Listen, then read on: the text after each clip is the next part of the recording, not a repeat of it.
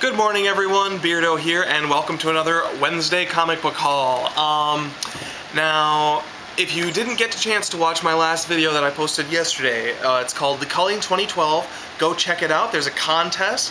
Thank you everyone who has commented already. I look forward to more people with more opinions to share. I'd love to have as many names in the hat as possible, so please comment and participate.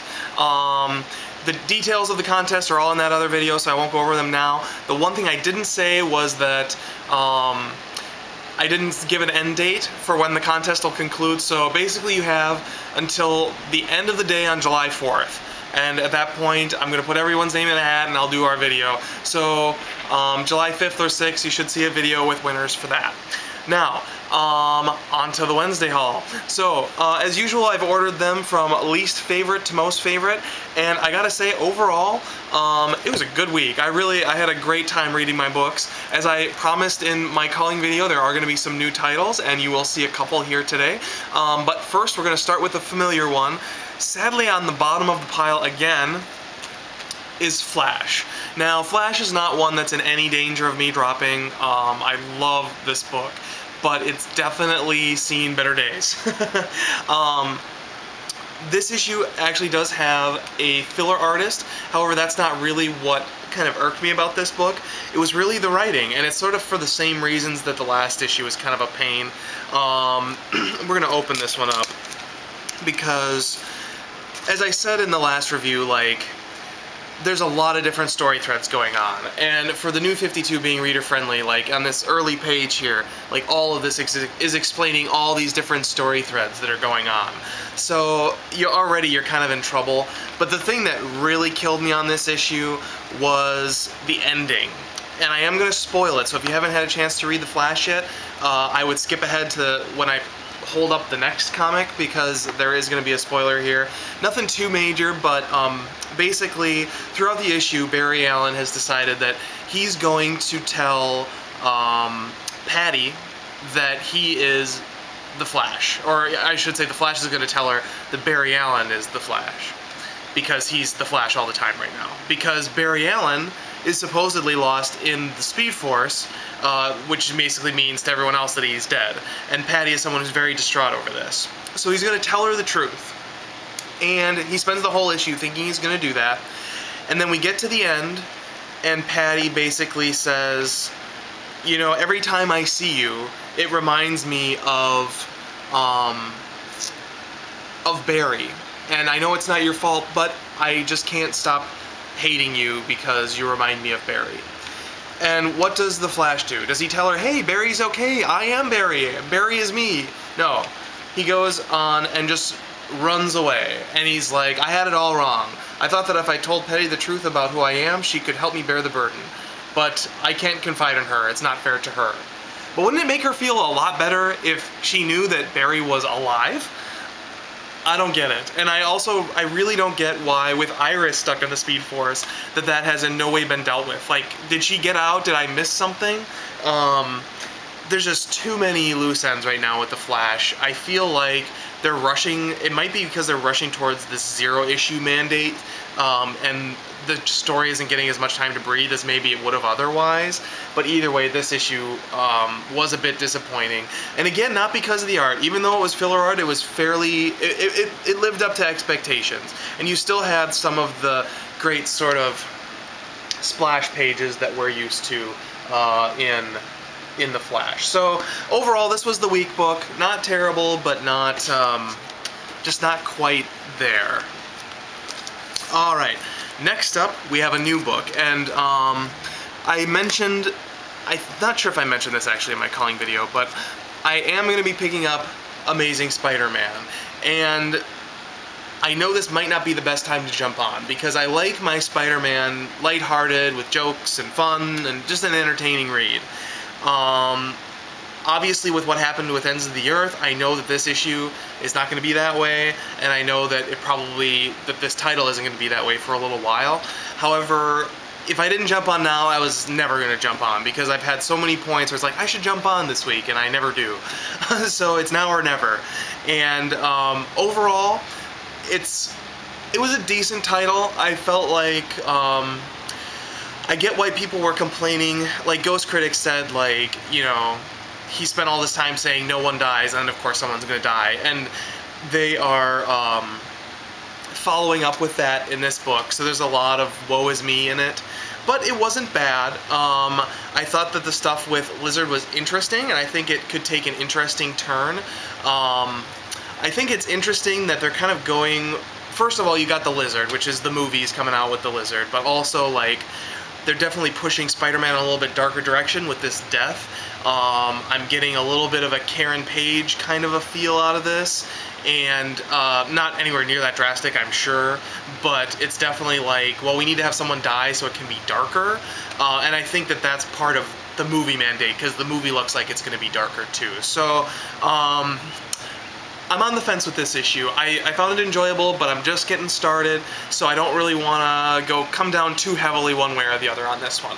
I'm really curious to hear what you guys think of it, and if you have any pointers for me, please leave a comment below. Alright, another one that I need help with. Another new title. I beat myself up so many times for not getting this from issue 1, but, you know, you don't have to start with issue 1. You can start with whatever issue and figure it out. And so that was my attitude towards Teenage Mutant Ninja Turtles. And I'm not getting on until issue 11 here, so there's been a lot that's happened so far. And it kind of got me thinking about, like, you know, everything has to start with issue 1, and it's really only because you don't have very many of those tried and true titles where it's like, well, you're never going to collect the whole series because there's 1,000 of them, you know? And, you know, everything is less than 100 issues these days, it seems like, so if you don't start with issue 1, it seems like there's no point in starting, and I feel like I really wish that the big two, at least, would make more of an effort to kind of keep their titles going into those high numbers, because I feel like you would be able to get more people to jump on if they knew that there wasn't an issue 1 sort of right around the corner. And that's kind of what I struggled with this, because it's like, well, you know, I missed issue 1, and so is there any point in reading any of them? And, you know, after I did my calling, I was thinking about it, I was like, that's a stupid attitude. Like, you know, what if this runs for 50 years, you know? Like, I should have hopped on at issue 11. And I feel like, you know, the industry's really set it up for it to be that way, where it's like you shouldn't expect to hop on if you don't hop on right away. But anyway, I guess that's probably a rant for another video. So on with the book. I was a little bit lost. Agent 42Q, I'm looking at you. Please catch me up a little bit. If you could maybe personal message me just like a paragraph. I mean, it's one of those things where I know the Turtles, I know the story, so this is familiar territory, but it's been rearranged, so I'm not sure if I'm missing anything, but there's definitely a lot of great appearance from some Turtle favorites in here. It's a very, very fun to read, even though I was a little bit lost. So another one where I don't really want to come down one way or the other, so it's kind of middle of the road on my pull list this week, but it was very fun. I really enjoyed it, and I'm looking forward to many, many more of these. Alright, next up is my slightly controversial title. Now, I got this title last month, and this month it's going to be controversial because I dropped another book that is getting very, very good for this book, and that is I, Vampire, which I went with over Justice League Dark, to the dismay of many of you, I think. But this book is excellent. I got 2 more books after this, but this is easily a contender for Book of the Week. Like, the other 2 books are amazing. This one is also amazing. Basically what we've got with this story here is, we left off last month with the Van Helsings are on their way to wipe out all the vampires. They're all gathered in Utah. Meanwhile, the vampires are fighting amongst themselves. You got Andrew Bennett versus Mary Queen of Blood, and they are going to duke it out for the rule of the entire vampire community.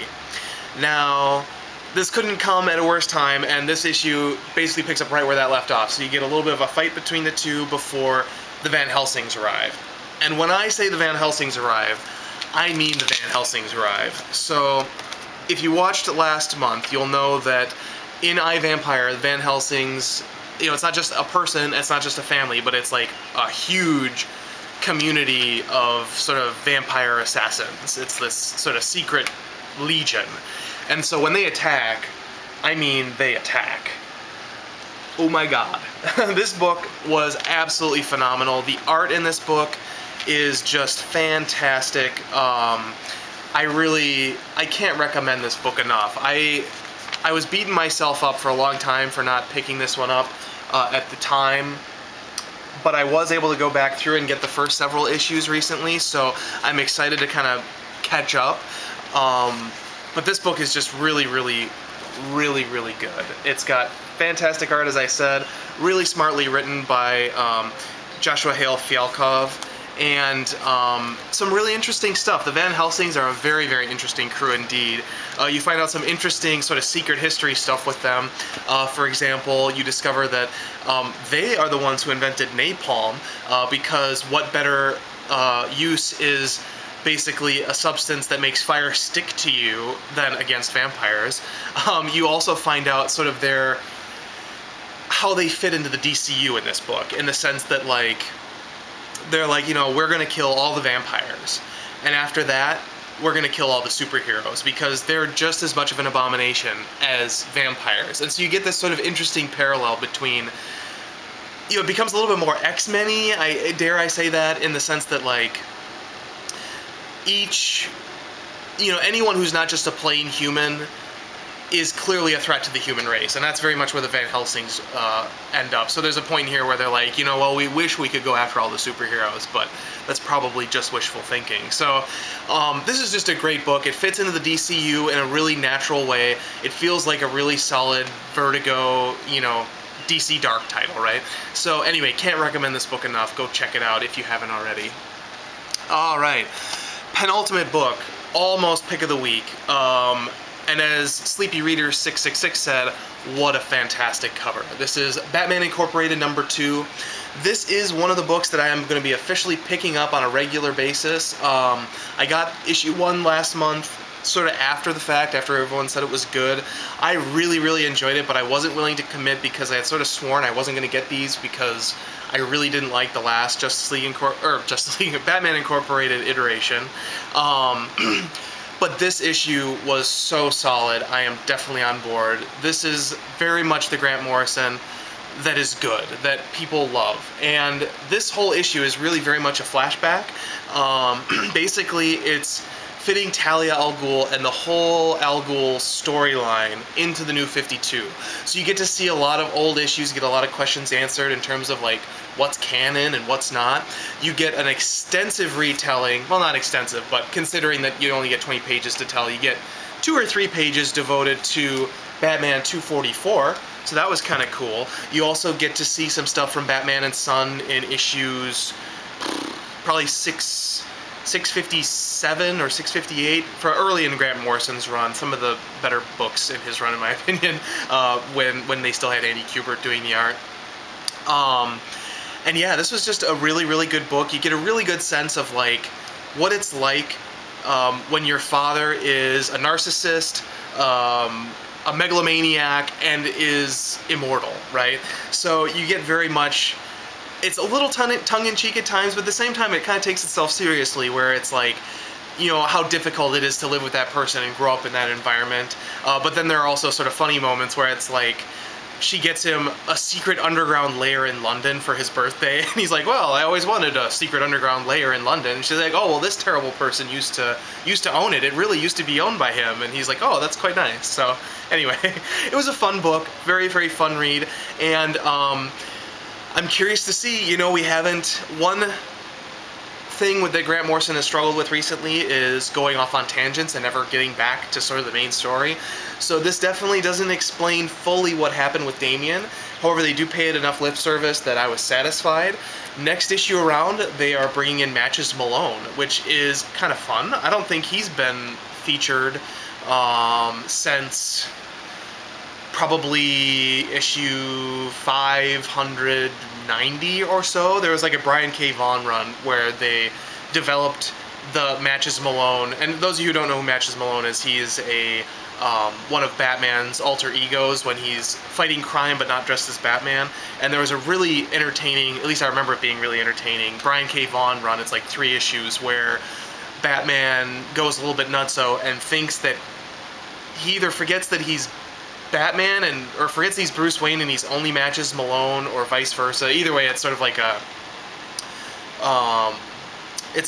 a split personality disorder for like 3 issues, which was pretty fun. But anyway, he's coming back next issue. I don't know how that's going to tie into the whole Damian getting shot at the end of issue 1, but we'll see. For now, though, I'm very much on board with this title. It's really, really solid. Alright, there can be only one pick of the week, and Batman Incorporated, I, Vampire, absolutely deserve it, but it just had to go this month to All-Star Western number 10. Now, All-Star Western has always been a solid book. I've always really enjoyed it. But this is really a must-read for some of you guys out there who I know aren't picking it up. This issue in particular, we have...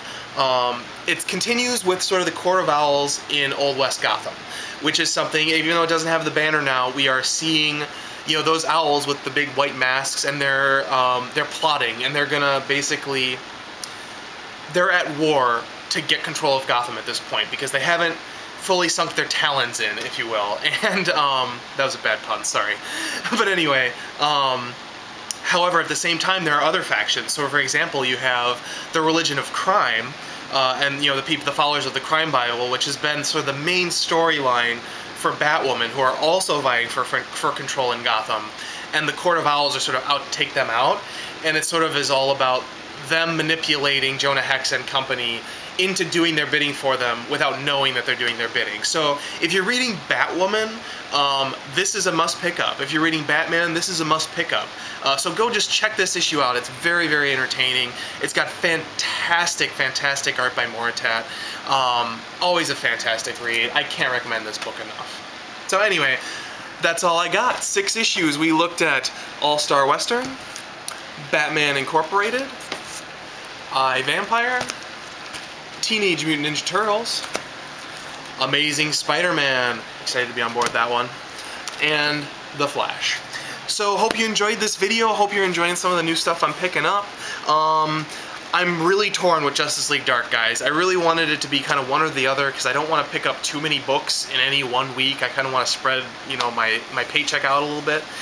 And Sleepy Reader made a comment about how great Justice League Dark is getting and how much better it was than last issue. And I actually really liked last issue. Most people were kind of mixed, but I felt like that last issue just did such a good job of cleaning house that it really deserved a little extra attention, a little bit of extra oomph, because there was a lot of cleaning house to do, and he did it so quickly, and the book sort of got a direction so quickly that that it's definitely, I feel much better about it. I know some people were still mixed because, you know, it's definitely in transition, but I hear this issue's amazing, so now I just, don't ask me, I don't know what to do. We'll see. I might pick it up.